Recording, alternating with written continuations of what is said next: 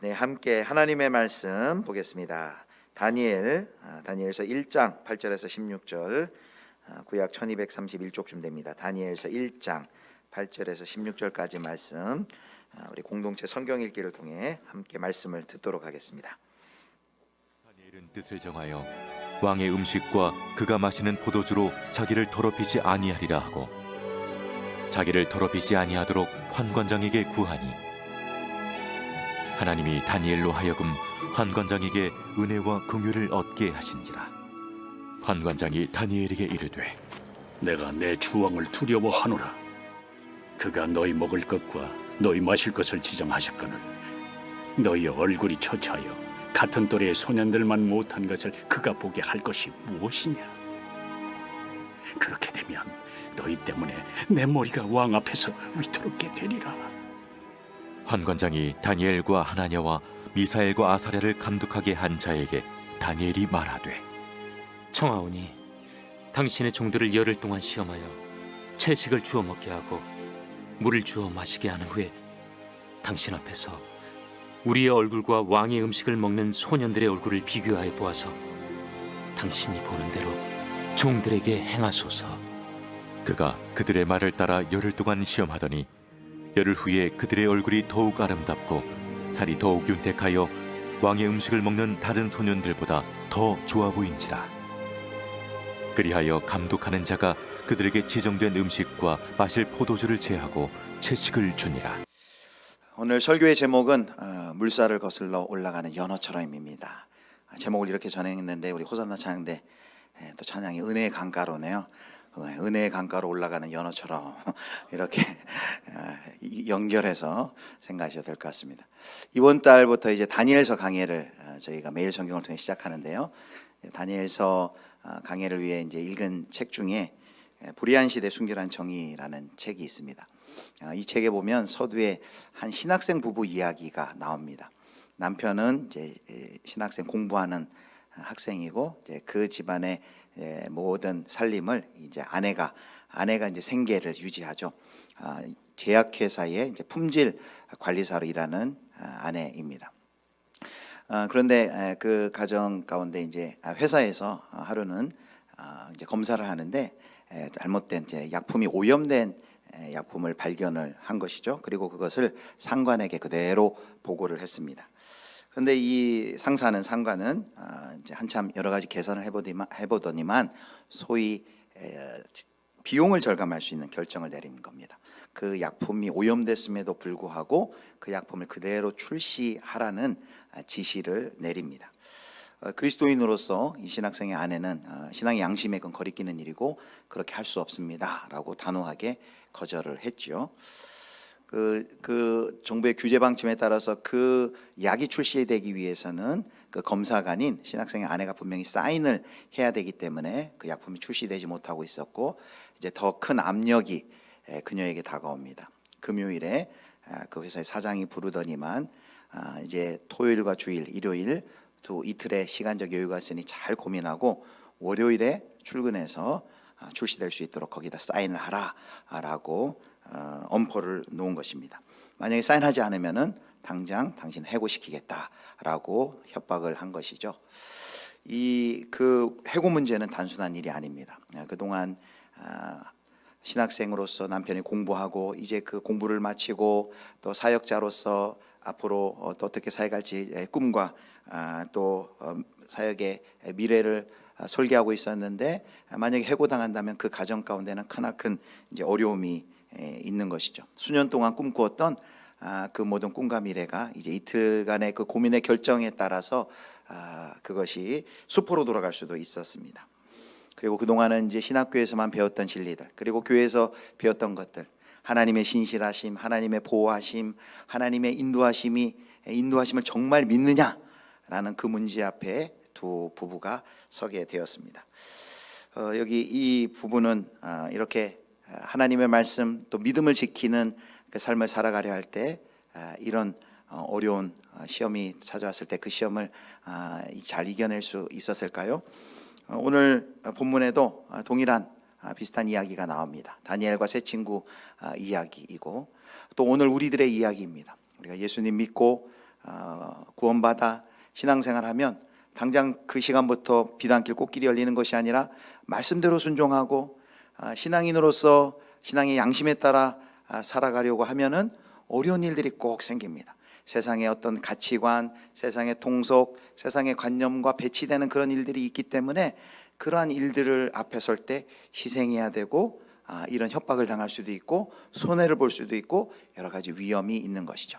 그래서 오늘 우리는 다니엘서 1장의 이야기를 통해서 이런 세상의 성결을 추구하는 거룩한 삶을 추구할 때 우리 앞에 있는 그런 위험을 알아보고 도대체 그러면 이런 위험들을 하나님께서는 왜 우리 가운데 허락하여 주시는지 그 이유를 살펴보고, 그리고 두 번째는 그 성결한 삶을 살기 위해 결단하고 나갈 때 하나님께서는 어떻게 우리에게 거룩한 보상을 해주시는가, 이 두 주제를 우리가 함께 살펴보도록 하겠습니다.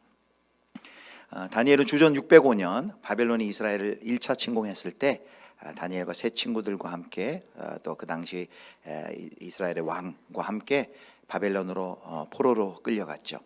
귀족 가문의 자제들입니다. 이들에게는 젊은 이들에게는 꿈이 있었을 것입니다. 이때 나이가 한 14살, 15살이니까 우리로 한 중학생 정도 됐을 터인데 귀족 가문의 자녀이니까 미래를 향한 장밋빛 꿈을 가지고 있었을 것입니다. 그러나 나라가 망하고 포로로 끌려가는 그 순간 그 모든 꿈과 희망은 잿빛으로 변하게 되었습니다. 그런데 그렇게 포로로 끌려간 그들 가운데 한 가지 희망 섞인 소식이 들립니다. 바벨론의 왕인 느부갓네살이 유다에서 포로로 잡아온 소년들 중에 우수한 청년들을 선발하여서 3년 동안 바벨론의 언어와 학문을 가르치고 왕실 장학생으로 대우하고 왕이 먹는 음식을 특권으로 제공하고 그 과정을 통해서 바벨론의 정부의 귀한 공직자로 사용할 것이다, 쓰려고 한다라는 소식이 들립니다. 그리고 그 특권에 이 4명 다니엘과 세 친구가 선발이 된 것이죠. 이제 다니엘과 그 친구들은 왕이 시키는 대로 그 명령에 순종만 하면 이제 아무랬던 그 노예 신분에서 그들에게 다시금 희망의 여명이 비치는 그런 길로 들어설 아주 초로의 기회 가운데 그들이 서 있습니다.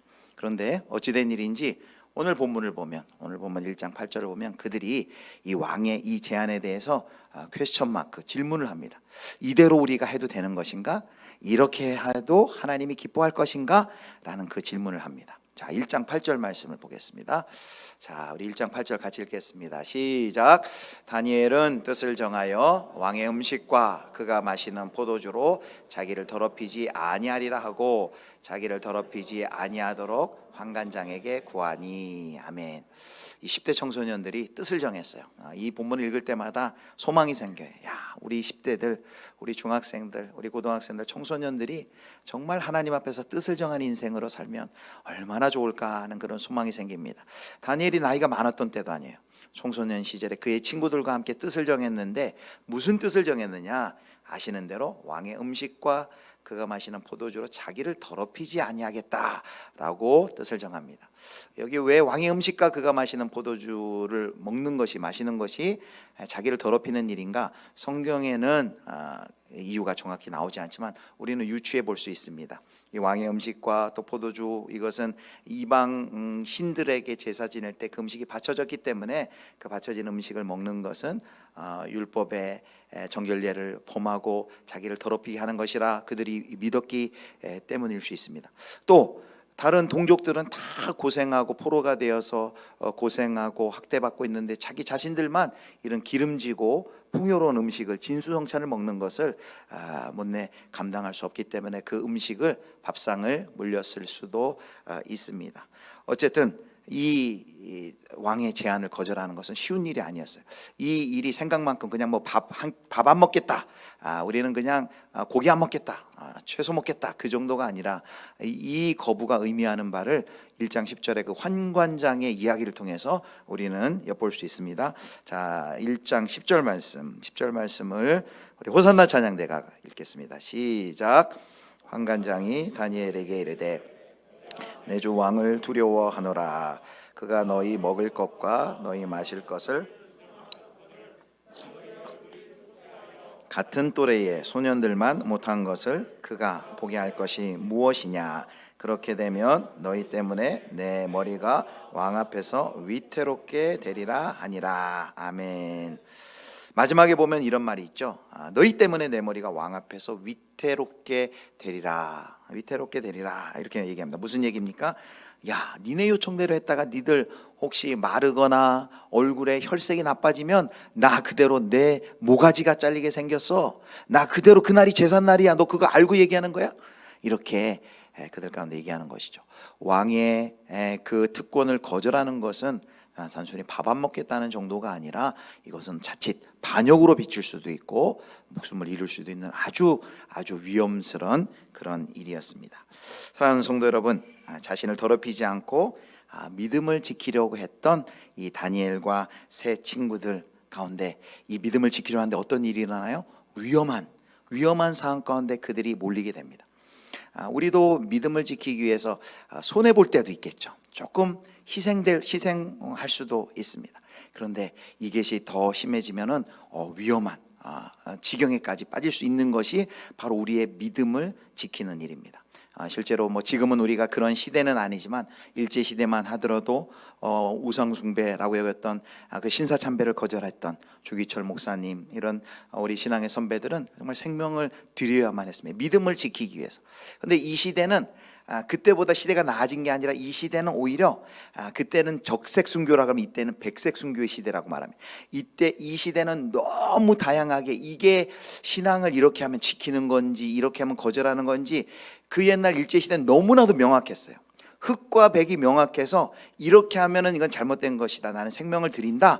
너무나도 분명했는데 이 시대는 너무나도 전선이 넓게 펴져 있고 이렇게 하는 것이 도대체 하나님의 뜻인지 아닌지 요즘 이 시대는 사탄이 그런 전략으로 잘 분간하지 못하게 그렇게 그래서 이 시대는 백색 순교의 시대다. 피는 흘리지 않지만 정말 이 사회 속에서 이 세상 속에서 예수 믿는 사람답게 믿음을 지키고 말씀대로 순종하기 위해서는 그 옛날 우리의 신앙의 선배들이 피를 흘려서 순교했던 그 정신으로 피는 흘리지 않지만 동일한 희생과 어려움이 이 시대 가운데 어떻게 보면 어떤 분들은 그 옛날 순교의 시대보다 이 시대는 더 어려운 시대가 되어버렸다.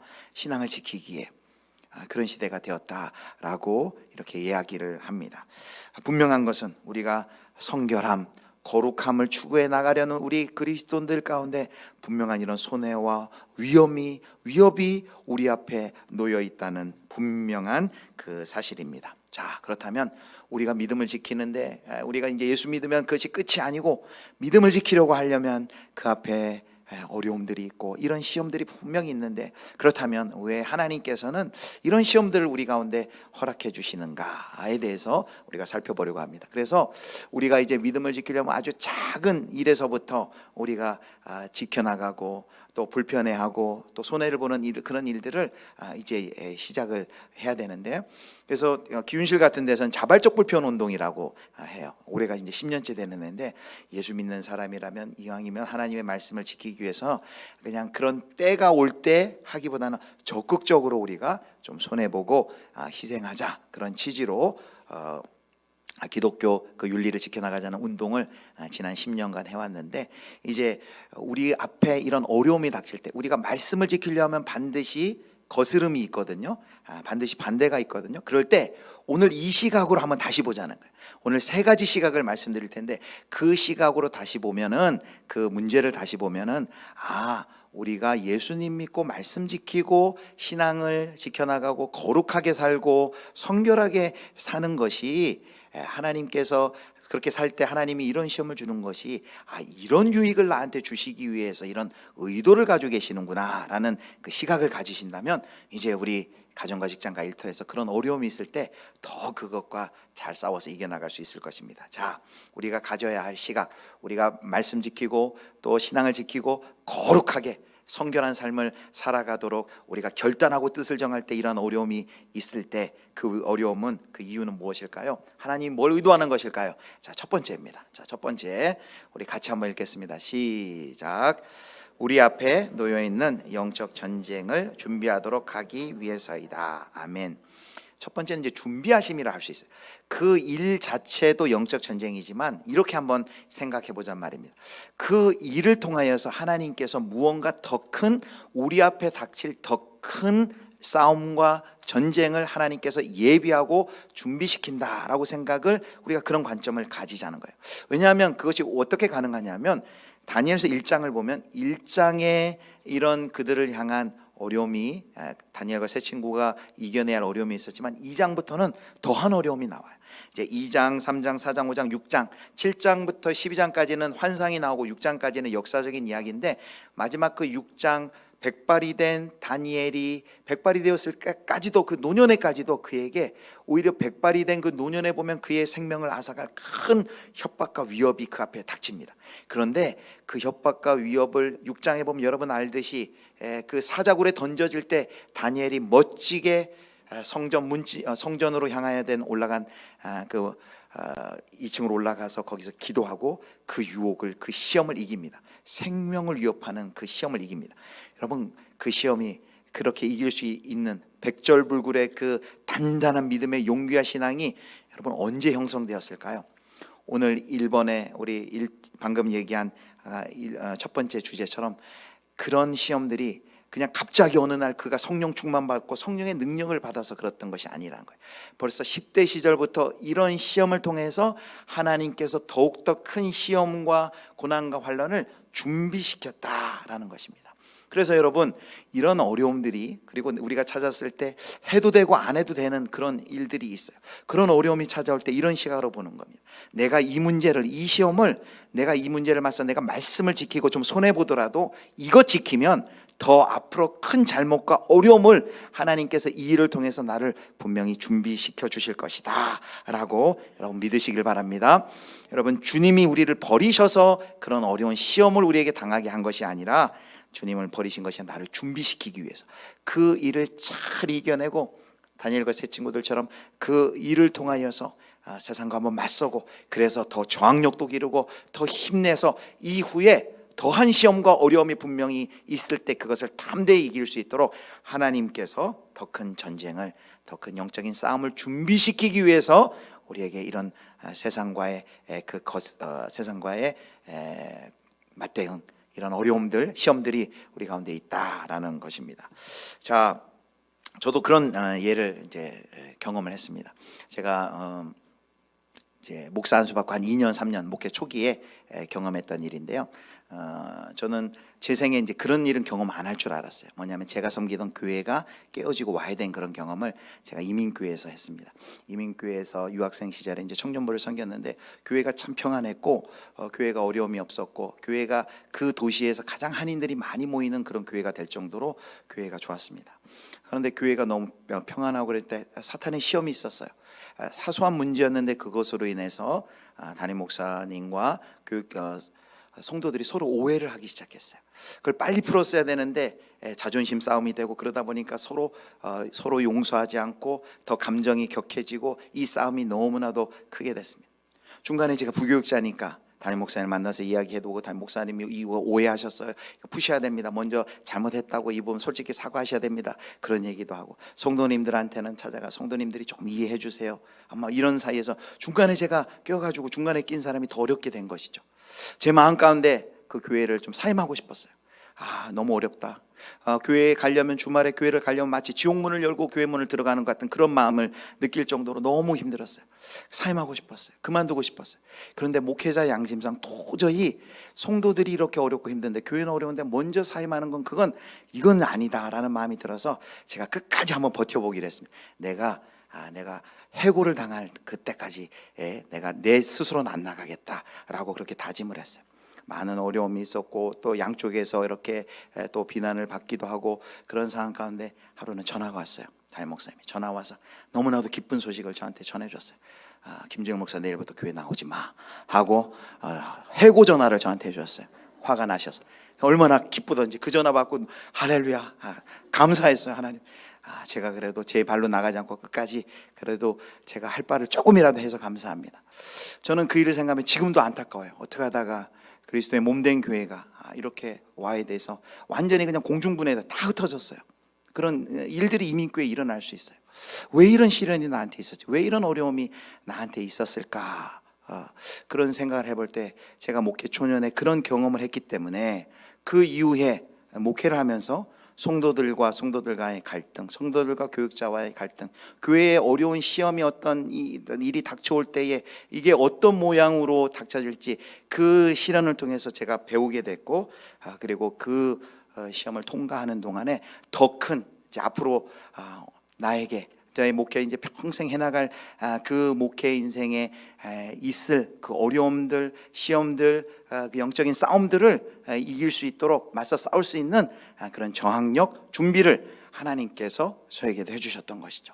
아마 마찬가지일 것입니다. 우리 성도님들 말씀대로 살려고 할 때 자그만 어떤 어려움들이 있을 거예요. 그거를 피하지 마시고 그것에 맞서서 그대로 한번 말씀 따라 순종하고 그것을 해볼 때 거기서 근육이 길러집니다. 그리고 나중에는 더 큰 어려움이 있을 때는 그 어려움을 잘 싸워 이기는 것이죠. 그래서 첫 번째, 왜 우리에게 이러한 시험들을 허락하시는가? 하나님의 준비하십니다. 더 큰 싸움을 준비하기 위한 하나님의 준비하십니다. 우리를 버린 것이 아니라 오늘의 싸움은 내일을 준비하기 위한 것이다. 그런 시각으로 우리가 그 시험을 보자는 것이죠. 자, 두 번째는 첫 번째하고 연결되어 있습니다. 자, 두 번째 같이 읽겠습니다. 시작. 내일에 닥쳐올 그 큰 위험에서 보호하기 위함이다. 아멘. 첫 번째가 준비하심이라면요, 두 번째는 비슷한데 보호하심이에요. 여러분, 준비하심, 더 큰 싸움을 싸우게 할 뿐만 아니라 그 싸움에서 그 큰 위험에서 우리를 보호하기 위함이다라는 거예요.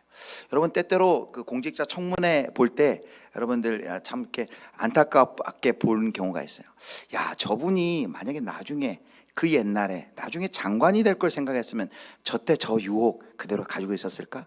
저 유혹 저 유혹에 넘어갔을까? 뭐 청문회 하면 다 그거잖아요.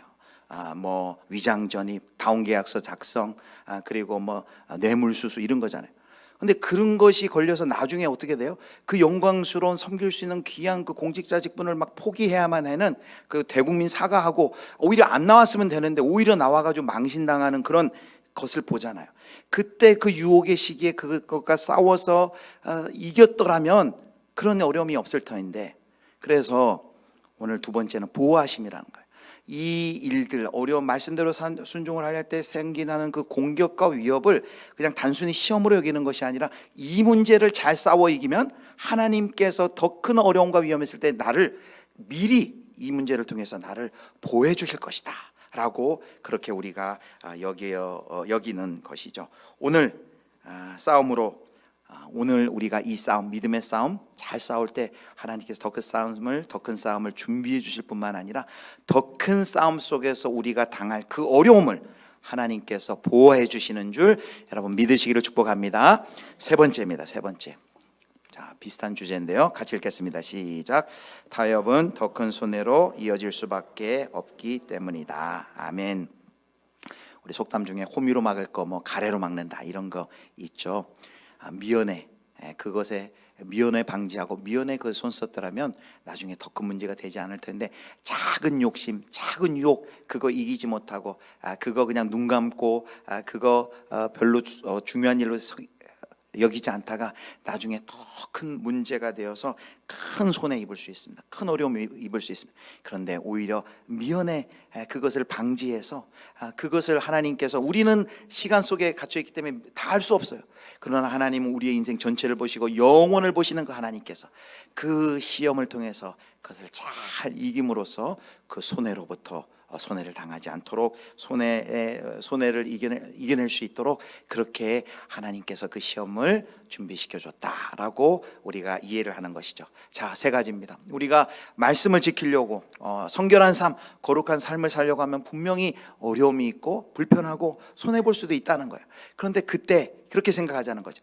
야, 이 싸움을 잘 이기면, 작은 싸움 같지만 이 싸움을 잘 이기면 나중에 더 큰 영적인 싸움, 더 큰 우리를 향한 그런 싸움이 있을 텐데 그 싸움을 미리 준비시키고 우리 안에 그 싸움을 이길 수 있는 능력을 하나님 주시는 것이다. 그리고 그 싸움이 너무나 큰 싸움이기 때문에 큰 어려움이 있을 텐데 미리 이 지금의 싸움을 통해서 하나님께서 보호해 주시는 것이다. 그리고 더 큰 손해로부터 보호해 주시는 것이다. 실제 다니엘이 10대 때 그 14살, 15살, 그 10대 때부터 이러한 작아 보이는 듯한 그러나 결코 작지 않은 이 싸움에서부터 물러나지 않고 그 싸움을 이겼던 그 싸움이 백발이 성성한 80대 노년이 되었을 때도 그를 향한 마지막 그 시험과 유혹도 이겨낼 수 있도록 그를 영적인 거인으로 하나님께서 그를 키워주셨던 것입니다. 자, 우리가 첫 번째 주제, 왜 하나님께서는 이렇게 우리가 하나님의 말씀 따라 순종하며 거룩하고 성결하게 살아갈 때 도대체 이 시험을 통해 뭘 원하시는가, 뭘 의도하시는 것인가, 세 가지를 우리가 살펴보았습니다. 이제 그런 시각으로 우리에게 닥치는 그런 불편함, 그리고 우리가 싸워야 되는 것을 그런 시각으로 우리가 바라보자라는 것이고요. 자, 그렇게 싸울 때 우리 힘으로 싸우는 게 아니에요. 우리가 그렇게 결단하고 다니엘처럼 뜻을 정하면 오늘 본문에 보면 1장에 그 하나님의 거룩한 보상이 가득히 넘쳐 있는 것을 우리가 1장을 통해 볼 수 있습니다. 도대체 하나님이 어떤 보상을, 사실 하나님이 보상 안 해주셔도 돼요. 그런데 1장에 보면 곳곳에 하나님의 은혜와 하나님의 도우심이 있습니다. 자, 첫 번째, 다니엘과 세 친구들이 받은 그 은혜가 뭘까요? 자, 15절 말씀 보겠습니다. 자, 15절 같이 읽겠습니다. 시작. 열흘 후에 그들의 얼굴이 더욱 아름답고 살이 더욱 윤택하여 왕의 음식을 먹는 다른 소년들보다 더 좋아 보인지라. 아멘. 다니엘과 세 친구가 이 채식의 중요성을 먼저 깨닫고 육식보다는 채식이 몸에 건강하기 때문에 그걸 믿고 결단한 걸까요?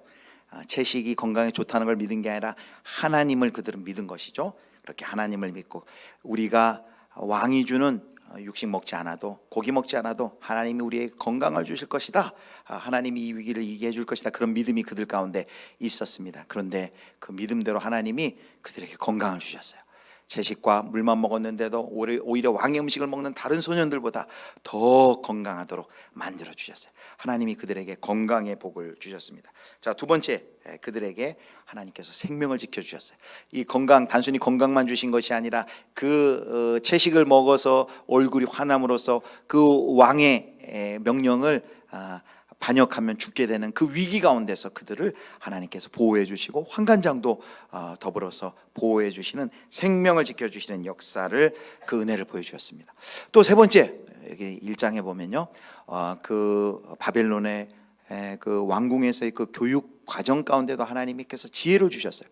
3년 만에 그 타 언어를 익히고 그들의 지혜를 다 익힌다는 것은 이건 불가능한 일이에요. 그런데 여기 말씀에 보면은 17절에도 보면 하나님께서 모든 서적을 깨닫게 하시고 지혜를 주셨으니, 이런 말씀이 있어요. 하나님이 지혜를 주셔서 그 모든 왕실에서의 바벨론의 학문과 언어를 잘 깨닫고 감당할 수 있는 지혜와 능력을 그들 가운데 주셨어요. 또 네 번째는 영적인 은사들을 주셨어요. 자, 20절 21절 보겠습니다. 자, 20절 21절 우리 같이 읽겠습니다. 시작. 왕이 총명이 온 나라 박수와 술객보다 10배나 나은 줄을 아니라 다니엘은 고레스 왕 원년까지 있으니라. 아멘.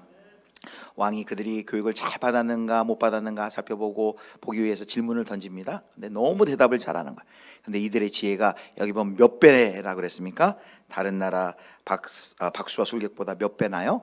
10배. 뭐 10배라는 것이 IQ가 120이면 막 IQ 1200 이런 얘기일까요? 10배는 만수예요. 충만한 수예요. 그만큼 지혜가, 그들에게 능력이 충만했다, 하나님이 주신 지혜가 크다라는 것을 이렇게 보여줍니다. 더불어서 다니엘에게는 더 또 능력을 주셔가지고 환상과 꿈을 깨달을 수 있는 능력까지도 다니엘에게는 주셨어요. 다니엘에게는 하나님께 주셨어요. 영적인 은사를 주셨어요. 이 다니엘과 세 친구가 뜻을 정해 정말 우리가 거룩한 삶 살아보겠습니다. 우리나라는 망했지만 하나님, 이 나라가 그 어린 아이들이었지만, 어린 청소년이었지만 그 나라가 왜 망했는지 알았어요. 하나님 믿지 않고 하나님 배반하여 살았던 우리 조국이었는데 나라는 망했지만 포로로 끌려온 이 나라에서 우리는 하나님 믿고 섬기며 말씀대로 우리가 살아보겠습니다. 그 어린 청소년들이 뜻을 정하고 그대로 살아갈 때 하나님께서 그들을 위험 가운데 내버려 두지 아니하고 그들을 보호하시고 하나님의 은혜로 그들을 돌보신 것을 여러분 믿으시기를 바랍니다. 그래서 첫 번째, 하나님이 주시는 거룩한 보상이 뭐라 그랬습니까? 부르신 백성이 성결하게 살아가도록 은혜를 베풀고 그들을 돌보아 주신다라는 것입니다. 아까 설교 시작하면서 했던 그 예화, 여러분 끝이 궁금하지 않으세요? 아마 얘기 안 하면 집에 가서도 내내 생각하실 거예요. 도대체 그 집은 도대체 어떻게 됐을까? 어떻게 됐을까요? 그 어려움에서 그들이 그 신학생의 아내가 그 사장의 회의에도 불구하고 사인을 안 했어요. 그리고 해고를 당했어요. 그 가정 가운데 어려움이 닥치게 된 거죠. 그 좋은 직장 잃어버리고 생계가 막막하게 된 이런 큰 위험 가운데 그들이 맞닥뜨리게 됐습니다. 그런데 하나님이 하나님의 뜻대로 살기로 결정하고 약속하고 하나님 앞에 뜻을 정한 그들을 버리지 않았어요. 우리가 방금 살펴본 것처럼 부르신 백성들을 그 부름받은 대로 그 뜻을 정한 대로 살 수 있도록 하나님이 놀라운 은혜로 그들과 함께 해주셨어요. 이제 해고당하고 퇴사를 했어요. 문제가 그렇게 덮여지는가 보다 했는데 하나님께서 그 가정을 버리지 않았어요. 이 회사 이사회에서 이 오염된 제품에 대해서 이제 이 사인을 하지 않아서 그 제품이 늦게, 그러니까 이제 전달이 못 된 거예요. 그 주문한 제품이 제때 정시에 배달이 고객들에게 가지 않은 그 사실을 깨닫고 이게 도대체 왜 이런 일이 없었는데 왜 주문했는데 제때 배달이 되지 않았는가를 이사회에서 조사를 하는 과정에서 그 원인이 바로 이 여인이 자기가 해고당할 것임을 알고도 위험을 무릅쓰고 회사의 명성을, 그러니까 보내지 않도록 함으로써 회사의 명성을 지켜냈다는 것을 그들이 그 이사회가 발견을 합니다. 그래서 그 이사회 측에서 다시 이 신학생의 아내를 복직을 시킵니다. 다시 회사에 들어오게 하고, 그리고 그 수고에 크게 감사해서 가장 좋아하는 응답, 월급을 대폭 인상해주는 그런 은혜가 있었어요. 그래서 그녀는 신학생 남편이 무사히 신학교를 졸업하고 그리고 그 하나님의 도우심을 지금까지 이제 간증하는, 특별한 도우심을 간증하는 그런 삶을 살게 되었다라는 이야기입니다. 여러분, 이 이야기는 간증하기 참 좋죠. 이렇게 끝이 나면 너무 좋은데, 그러나 때때로 우리가 하나님의 말씀 따라 손해보고 희생된다 하더라도 이렇게 물질적으로 또 눈에 보이는 이런 응답이 없을 수도 있어요. 다니엘과 세 친구와 같은 기적과 같은 풀무불에서 살아나는 3장에 보면 그런 기적도 있지만, 또 어떤 경우는 하나님께서 스데반과 같은 경우는 하나님이 순교의 영광스러운 제물로 받아주시죠. 그러나 두 가지 경우, 이런 경우도 있고 저런 경우도 있지만 분명한 게 있습니다. 그게 뭐예요? 스데반의 경우 생각해 보세요. 그 위험 속에서 하나님이 스데반을 버려서 그가 순교한 건가요? 돌에 맞아 순교한 건가요?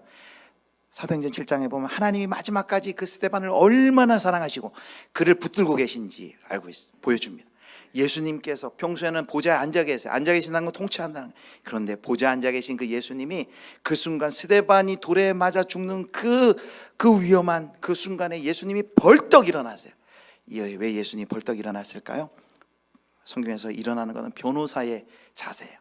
벌떡 일어나서 그 스데반을 변호해 주는 거예요. 세상에 로마의 공회들인 그 예루살렘의 공회들인 세상에 그 유대의 가장 큰 법정에서는 그를 사형으로 언도하고 그를 죽이지만 예수님께서 하나님 앞에서 그를 변호해 주는 거예요. 아닙니다. 이 스데반은 죄인이 아니라 충성스러운 믿음의 종입니다 하면서 끝까지 그를 붙들고 있는, 예수님이 그를 영원에 이르기까지 붙들고 있는 모습을 우리에게 보여줍니다.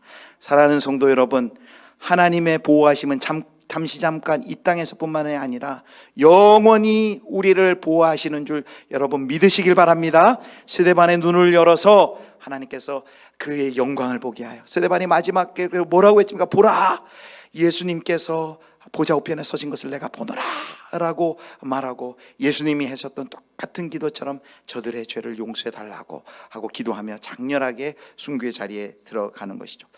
때로는 여러분, 순교의 자리로 하나님 부르지만 그거는 정말 영광스러운 자리고, 그러나 오늘 이와 같은 귀결은 아닐지 모르지만 분명한 것, 우리가 생각하는 것보다 더한 하나님의 도우심과 하나님의 은혜로 위험에 있는 우리의 성도들을 결코 버리지 않고 보호하시고 인도하시는 신실하신 하나님이심을 여러분 믿으시길 바랍니다. 그 하나님이 계시기 때문에 내 미래를, 내 진로를 하나님 앞에 맡기는 거예요.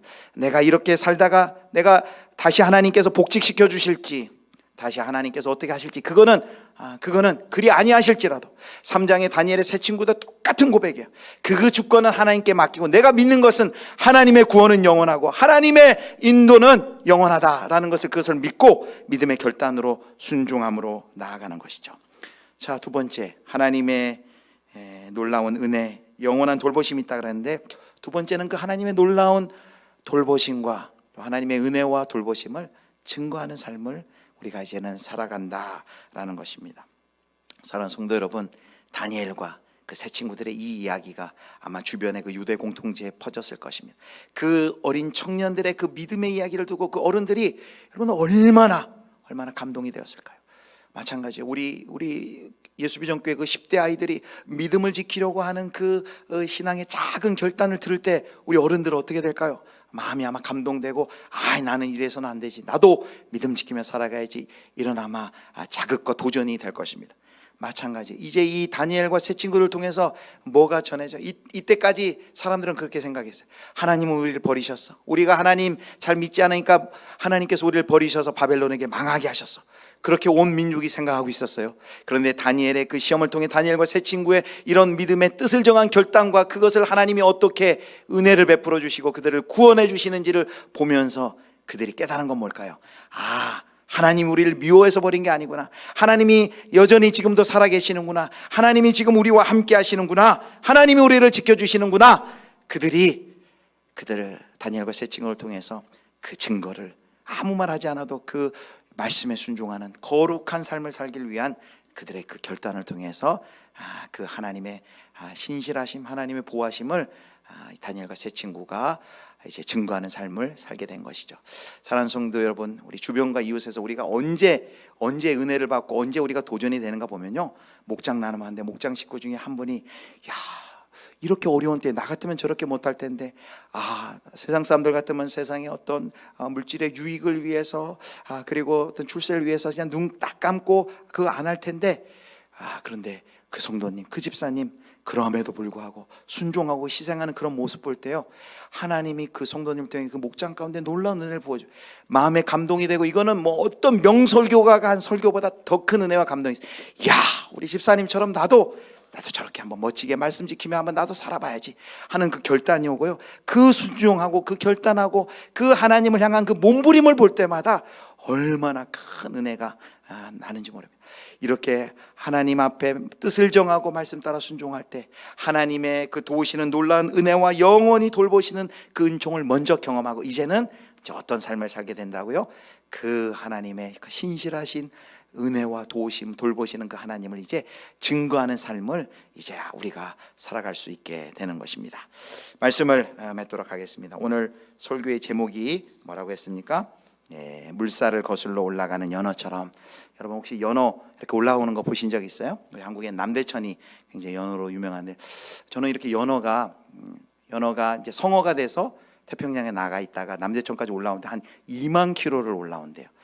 그 마지막에 그 고향까지 올라와서 산란을 마치고 이렇게 배를 하늘로 향해서 뒤집어 있는 그 연어들 보면요, 설교 한 편을 듣는 것 같아요. 마치 사도 바울의 고백까지 나의 달려갈 길을 다 마치고 라는 그 설교를 듣는 것처럼 저는 그걸 볼 때만 굉장히 장엄한 설교 한 편을 듣는 것 같은 굉장히 은혜를 받아요. 여러분, 연어가 성어가 되어서 태평양에 나갔다가 그 고향 그 천으로 올라오기 위해서는 보통 어려움을 감당해야 되는 것이 아닙니다. 얼마나 어려움들이 많은지, 차디찬 강물, 세찬 물살을 거슬러서 올라와야 되고 막 살갗이 다 찢기고요. 또 연어를 노리는 그 포식동물도 있어요. 막 불곰이 있고 사람들이 막 낚시를 하고, 그리고 요즘은 또 이렇게 댐을 만들어놔서 연어가 그 마지막에 그 댐으로 올라가기 위해서 그 구조물로 올라가기 위해서 또 노력을 또 엄청나게 합니다. 그래서 너무나도 이제 이 올라가는 것이 힘드니까 연어들도 올라가다가 작은 구덩이만 있으면 거기서 잠깐 쉬었다가 올라간대. 그러니까 너무 어려우니까 올라가다가 행방불명되는 연어도 있고 길을 잃는 연어도 있는데, 이런 연어는 없어요. 한 마리의 연어도 고향 가는 것을 포기하는 연어는 한 마리도 없다는 거예요. 마치 여러분, 저는 연어의 삶이 우리 그리스도인들의 삶이다라고 생각합니다. 우리 그리스도인들은 어떤 사람들이에요? 예수님 믿고 이제 저 고향 하늘 본향 하나님 나라의 완성을 내다보면서 이 땅 가운데서 물살을 거슬러서 그 하나님 나라의 완성을 향해 나가는 사람, 예수님 믿는 길이 역방향이에요. 세상과는. 왜? 세상의 가치, 통념, 세상의 그 모든 이 사상, 그런 것과는 부딪힐 수밖에 없는 것이에요. 그런데 우리 그리스도인들은 그러함에도 불구하고 포기하지 않고 저 고향, 연어가 마치 그 고향에 들어가가지고 그 수많은 그 고생을 이겨내고 산란을 하고 거기서 마치 죽는 것처럼 새로운 생명을 내고 마감을 하는 것처럼, 우리 그리스도인들의 이제 그 고향 하나님의 나라에 이르기까지 그 거센 물결을 헤치고 그 하나님의 나라의 완성에까지 올라가라라는 것이죠. 마치 우리의 삶이 이 연어와 같다라는 것입니다. 연어처럼 세상의 물결을 거슬러 올라가는, 세상의 통념, 세상의 질서, 세상의 관습, 관례, 이런 것들을 거슬러서 올라갈 때 많은 상처도 있고 아픔도 있고 때로 쓰러질 때도 있겠지만, 사랑하는 성도 여러분, 하나님께서 저와 여러분 뜻을 정하여 믿음을 지키고 살아가는 저와 여러분들을 그냥 내버려 두시지 않을 줄 믿으시길 바랍니다. 영원한 은혜와 영원한 보호하심으로 우리를 저 천성에 이르기까지 저와 여러분을 끝까지 인도하실 줄 믿고, 물살을 거슬러 올라가는 연어와 같이 믿음의 길 힘차게 믿음을 지키며 나아가시는 우리 예수비전교회 모든 성도님들 되실 수 있기를 주님의 이름으로 축원합니다.